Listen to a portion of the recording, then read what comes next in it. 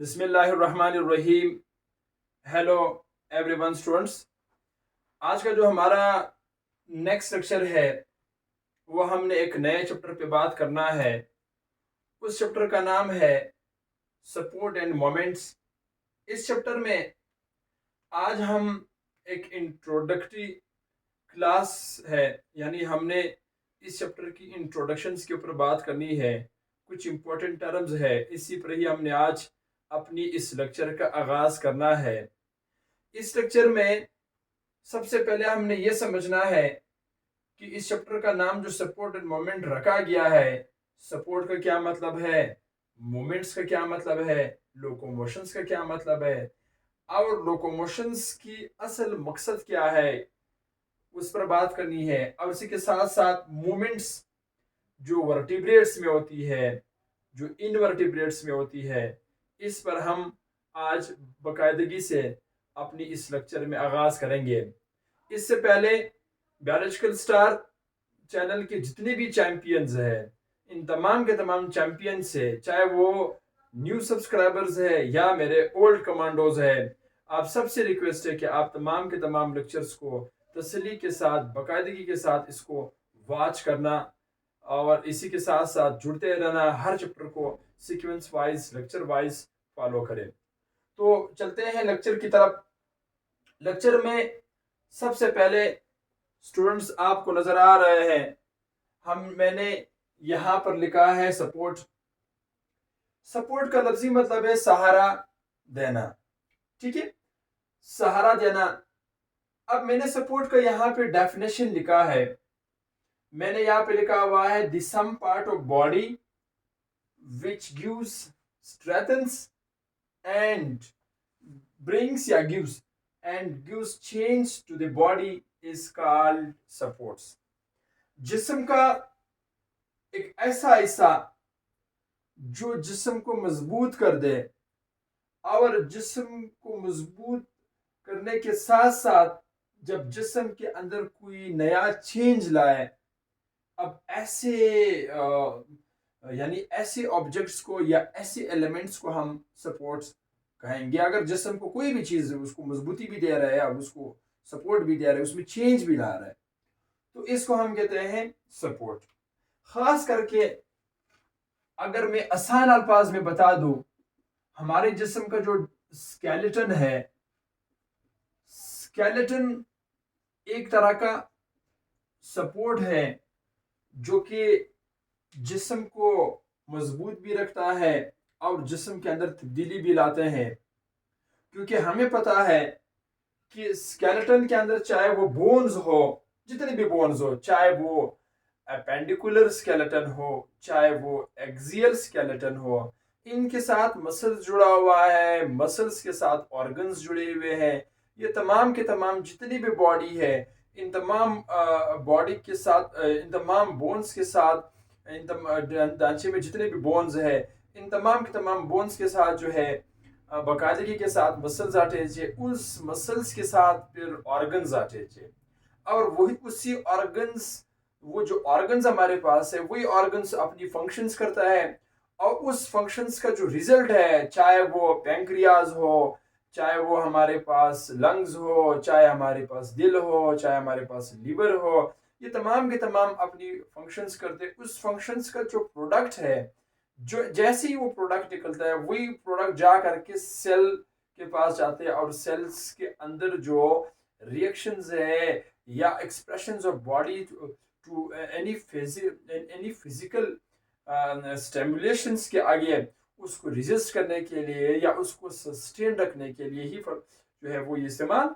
होते हैं। तो ये अगर स्केलेटन ना होगा तो मसल्स अटैचमेंट नहीं होगी, मसल्स अटैचमेंट नहीं होगा तो ऑर्गन्स कहाँ पे अटैच होगी। इसीलिए हम कहते हैं कि इसका काम है कि जिस्म को मजबूत रखना और जिस्म के अंदर तब्दीली लाना, इसको हम कहते हैं सपोर्ट। सपोर्ट का जो मैंने इधर एग्जांपल में डायरेक्ट जो है वो स्केलेटन लिख लिया है। दूसरे एतबार से मूवमेंट्स है स्टूडेंट्स। जो मूवमेंट्स है, मूवमेंट्स कहते हैं जिस्म का एक मखसूस हिस्सा, जिस्म का एक मखसूस हिस्सा या जिस्म का कोई भी ऑर्गन जो मूवमेंट्स यानी जो मोशंस को शो करे, इसको हम कहते हैं मूवमेंट्स। यानी मिसाल के तौर पर अगर मैं आपको यहाँ पे कुछ एग्जांपल्स दूं, मैंने एक दो एग्जांपल यहाँ पे लिखा है। Moment of hands. स्टूडेंट्स, मेरी पूरी बॉडी इस वक्त रेस्ट में है। मेरी पूरी बॉडी में से मेरे लिप्स, जुबान ये हिल रहे हैं, हाथ हिल रहे हैं, आईज मूव कर रहे हैं, बाकी जिस्म तो रेस्ट में है। अब अगर आईज मूव कर रहे हैं तो ये मूवमेंट्स हैं, अगर हैंड मूव कर रहे हैं तो मूवमेंट है। मगर मूवमेंट्स में एक अहम चीज जो आप लोगों ने याद रखनी है, जो मोस्ट इंपॉर्टेंट चीज है, मूवमेंट्स में पोजीशन चेंज नहीं होगा। ठीक है, पोजीशन आपके पास क्या होगा, डज नॉट चेंज। इसमें पोजीशन चेंज नहीं होगा। ऑर्गेनिजम्स अपनी ही जगह पे स्टे करेगा मगर उसका पोजीशन चेंज नहीं होगा। जैसे मैंने लिखा हुआ है मोमेंट ऑफ हैंड्स, हाथ का मोमेंट, मोमेंट ऑफ लेग्स, ठीक है, और मोमेंट ऑफ आईज। ठीक है, ये सारे जिस्म का इससे जब मूव करते हैं तो पूरे जिस्म रेस्ट में होते हैं, सिर्फ एक मखसूस ऑर्गन, एक मखसूस पार्ट जो है वो मोमेंट्स में इन्वॉल्व होती है, यानी हरकत में इन्वॉल्व होती है, इसलिए इसको हम कहते हैं मोमेंट्स। अब मोमेंट्स मुख्तलिफ किस्म के हैं। एक मोमेंट्स हमारे पास होते हैं जिसको हम कहते हैं प्रोटियोप्लाज्मिक मोमेंट्स। प्रोटियोप्लाज्मिक मोमेंट्स हमारे पास जो है स्टूडेंट्स, प्रोटियोप्लाज्मिक जो है ये लफ्ज प्रोटोप्लाज्म से निकला है। ठीक है, ये लफ्ज प्रोटोप्लाज्म से निकला है। अगर आप प्रोटोप्लाज्म की बात करोगे तो प्रोटोप्लाज्म में दो चीजें आती है। एक तो इसमें साइटोप्लाज्म आते हैं, दूसरा इसमें आते हैं न्यूक्लियोप्लाज्म्स। ठीक है, इन दो फ्लूइड को मिला करके फिर इसको हम कहते हैं प्रोटियोप्लाज्म्स। अब मिसाल के तौर पर ये मेरे पास एक सेल है। ठीक है, ये एक सेल है। इस सेल के सेंटर में यहां पे न्यूक्लियस मौजूद है। ठीक है, मैं इसको बिल्कुल थोड़ा सा कलरफुल करता ताकि स्टूडेंट्स आप लोगों को थोड़ा सा वाजे मेरी बात समझ में आए। अब ये हमारे पास क्या है, न्यूक्लियस है। This is called as a nucleus. अब इस न्यूक्लियस के इर्द गिर्द यहां पे फ्लूइड मौजूद है। यहां पे इसके इर्द गिर्द ऐसे फ्लूइड मौजूद है जिसको हम साइटोप्लाज्म फ्लूइड या न्यूक्लियस के अंदर फ्लूइड मौजूद है, उसको हम कहते हैं न्यूक्लियोप्लाज्म। जब ये फ्लूइड इसके इर्द गिर्द, इस न्यूक्लियस के इर्द गिर्द ऐसे बिल्कुल मूव करती है, ठीक है, गोल गोल ऐसे चक्कर मारती है।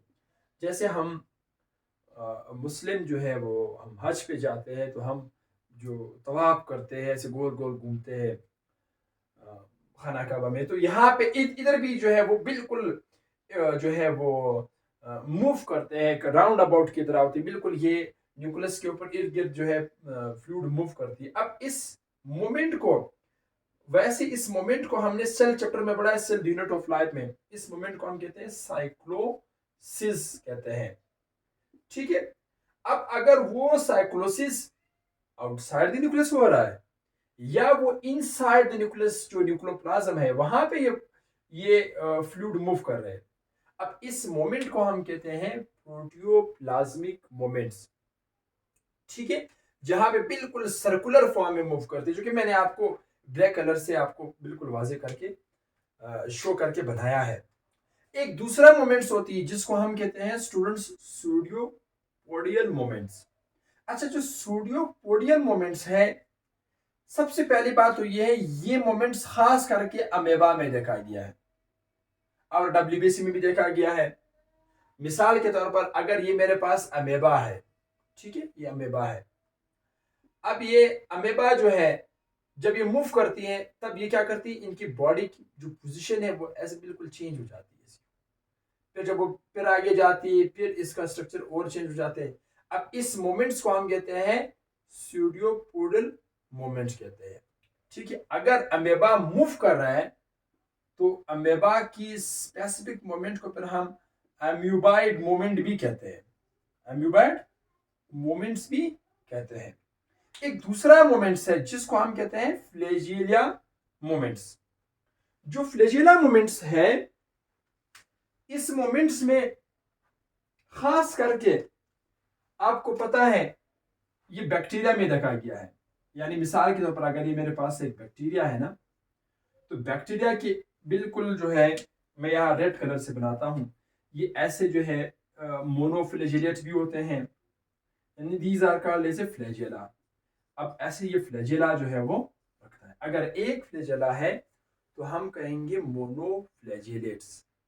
अगर इनकेस यहाँ पे कोई दूसरा है तो हम कहेंगे बाइफ्लैजिलेट्स। अगर इस साइड पर भी है, ठीक है, यहां पर भी है, यहां पर भी है, यहां पर भी है, तो फिर हम कहते हैं पॉलीफ्लैजिलेट्स कहेंगे। अब ये तो मैंने बैक्टीरिया के अंदर आपको बता दिया कि बैक्टीरिया के अंदर भी ये मोमेंट्स देखा गया। और दूसरा जो हमारा स्पर्म है, यानी स्पर्म का डायग्राम कुछ इस तरह होती है। यानी ये स्पर्म है, स्पर्म का ऐसे निक होते हैं, निक वाला रीजन है। निक के बाद थोड़ी सी अगर डायग्राम प्यारी नहीं बनी हो तो आप लोग माइंड ना करें, समझने की कोशिश करें, ठीक है। अब ये जो है इसको हम कहते हैं फ्लैजियला। अब ये है तो स्पर्म, ठीक है, दीज आर कॉल्ड एज, ये स्पर्म है, मगर स्पर्म भी जब मूव करते हैं तो वो अपना फ्लैजियला रखते हैं, तो फ्लैजियला के थ्रू ये ऐसे ऊपर की तरफ मूव करते हैं। तो इसकी मोमेंट्स को हम कहेंगे, यानी अगर वो मूव कर रहा है तो उस मोमेंट को हम कहेंगे फ्लैजियला मोमेंट्स। एक तीसरे के बाद एक चौथी हमारे पास मोमेंट्स है जिसको हम कहते हैं सीलिएटेड मोमेंट्स। प्यारे स्टूडेंट्स, जो सीलिएटेड मोमेंट्स है ये खास करके पैरामीशियम में जो है वो देखा गया है, जहां पर जिस्म के ऊपर न्यूमरस सीलिया जो है वो नंबर ऑफ जो सीलिया है वो एक नहीं बल्कि न्यूमरस में होता है। यानी अगर यहाँ पर ये लेट्स मैं थोड़ा सा डायग्राम बनाता हूँ, यहाँ पे अगर ये फ्लैजेला है तो इनकी बॉडी के ऊपर जो है एक नहीं बल्कि कई सारे फ्लैजेला ऐसे मौजूद होते हैं जिनकी तादाद एक से बढ़ करके कहीं ज्यादा होते हैं, क्योंकि ये स्मॉल होते हैं साइज में, ठीक, ये साइज में स्मॉल होते हैं और न्यूमरस होते हैं। एक लास्ट वाला है जिसको हम कहते हैं मस्कुलर मोमेंट्स।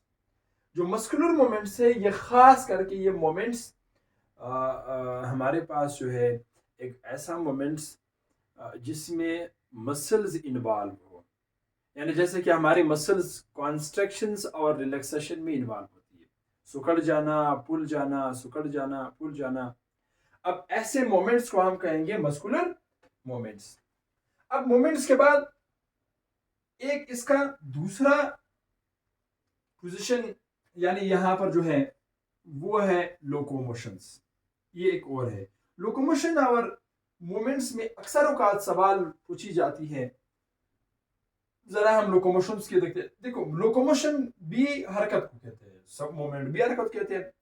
मोमेंट्स में पोजीशन चेंज नहीं होता, जैसे मैंने आपको ओवरऑल बताया, जबकि इधर जो है लोकोमोशन है, लोकोमोशन में हम कहते हैं एक ऐसी मोमेंट्स, बॉडी का एक ऐसे मोमेंट जिसमें आपका पूरा जिस्म मुकम्मल तरीके से एक जगह से दूसरी जगह जब ट्रांसफर हो जाती है तो इसको हम कहते हैं मूवमेंट्स। मिसाल के तौर पर मैं भी यहाँ खड़ा हूं ना, अब मैं यहाँ से सीधा इस तरफ आ गया, ठीक है, मैं जब इस तरफ आ गया तो मेरा वहां उस जगह पे मेरा जिस्म का कोई भी हिस्सा वहां नहीं रहा है। अगर रहा है तो आप लोग बता दो, तो नहीं रहा है ना। अब मैं फिर से देखना, मैं यहाँ हूं, मैं यहां से सीधा इस तरफ आता हूं। अब ये जो मैंने मूव किया है ये असल में लोकोमोशन है, क्योंकि लोकोमोशन में आपका पूरा जिस्म एक जगह से दूसरे जगह शिफ्ट होता है। अब ये जो शफलिंग होती है, जो शिफ्टिंग होती है पूरी जिस्म का, एक कंप्लीट बॉडी जब शिफ्ट हो जाती है, इसको हम कहते हैं लोकोमोशन। याद रहे, लोकोमोशन में पोजीशन हमेशा चेंज होता है। आई बात समझ में? पोजीशन हमेशा चेंज होता है। तो मैं यहाँ पर लिखता हूँ, मैंने नीचे भी लिखा हुआ है, मगर फिर रिमाइंडर बतौर रिमाइंडर ये बात याद रखना, यहाँ पे जो पोजीशन है, पोजीशन यहाँ पे क्या होती है, वो चेंज होती है, जबकि लोकोमोशन इसमें मोमेंट्स में पोजीशन चेंज नहीं होता।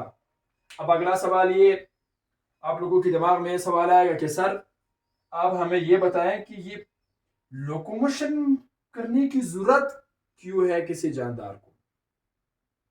देखिए, दुनिया में एक असूल है कि हर वो चीज जो नकल हरकत करती होती है, जो भी बॉडी हो, अगर वो नकल हरकत में इन्वॉल्व है तो उसकी जिक्र हो जाता है, सारी दुनिया उसकी जिक्र करते हैं। अब इधर जो है नकल हरकत जो है, जब तक आप वो करोगे तो आपको हम जिंदा, यानी जिंदा सर्वाइव एलिमेंट्स जो है वो के तौर पर आप बिहेव कर दे। यानी अगर मैं सादा अल्फाज में कहूँ, वो ये है कि लोकोमोशंस की कुछ खास मकासद होती है। यानी सबसे पहले मकसद ये है कि आप खुराक की तलाश में मूव करते हैं।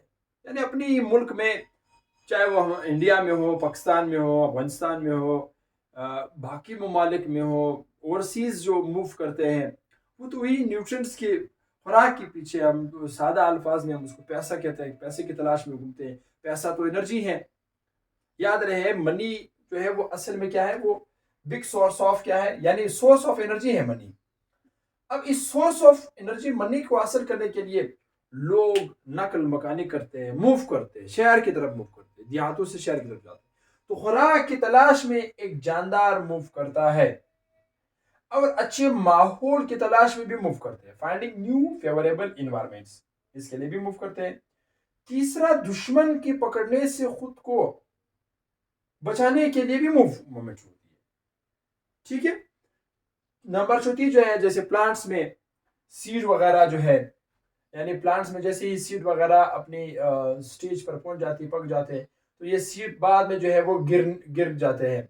जैसे गिर जाते हैं तो फिर बाद में ये ऐसे डिस्पर्स हो जाते हैं मुख्तलिफ एजेंसीज के थ्रू, जैसे कि हवा हुआ, जैसे कि एनिमल्स हुआ, जैसे कि पानी हुआ, इसके थ्रू फिर वो एक एरिया से दूसरे एरिया में जाते हैं।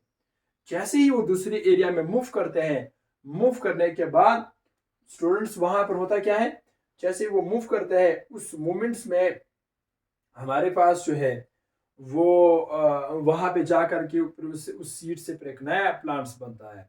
वहां पे वो ग्रो करते हैं, पौधा होता है, फिर वो बड़ा हो जाते हैं दरख्त, फिर वो फ्रूट्स वगैरह देने लगता है। तो मैंने लिखा हुआ है डिस्पर्सल ऑफ सीड्स, सीड का डिस्पर्स हो जाना। अब वो सीड से फिर प्लांट बनेगा, वही प्लांट हमें फिर फ्रूट्स देगा। अब इसमें जो नंबर 5 मैंने एक्स्ट्रा वैसे लिखा है कि इसमें याद रहे जो पोजीशन है वो चेंज होगी। इंशाल्लाह in the next lectures we will talk about skeleton. हमारा असल जो इस चैप्टर में जो जो गोल है, वो हमने पूरी जिस्म की जो स्केलेटन है उसको हमने समझना है। तब तक आप लोग पढ़ते रहे और अपना ख्याल रखिए। All the best, my best champions.